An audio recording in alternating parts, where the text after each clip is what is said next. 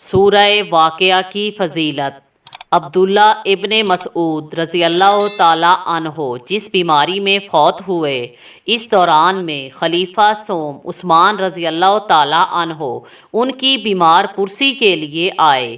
انہوں نے ابن مسعود رضی اللہ تعالیٰ عنہ سے پوچھا، آپ کو کس سے شکایت ہے؟ جواب دیا، اپنے گناہوں سے۔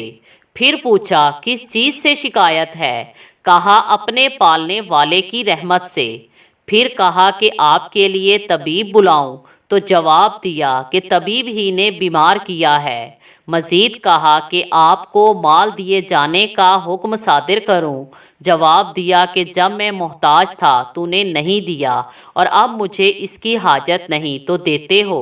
خلیفہ سوم عثمان رضی اللہ تعالیٰ عنہ کہنے لگے کہ وہ مال آپ کی لڑکیوں کو دیے دیتا ہوں۔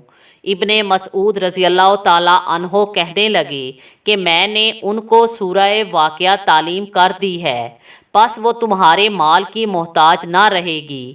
میں نے حضرت محمد صلی اللہ علیہ وآلہ وسلم سے سنا ہے کہ جو شخص ہر شب جمعہ سورہ واقعہ کی تلاوت کرے تو اس کو کسی قسم کی پریشانی نہ ہوگی۔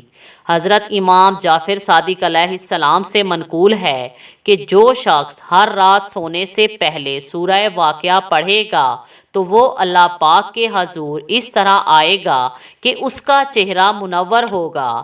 حضرت امام جعفر صادق علیہ السلام نے ایک اور جگہ پر فرمایا، جو شخص بہشت اور بہشت کی نعمتوں کا شوق رکھتا ہو تو وہ ہر رات سورہ واقعہ پڑھے۔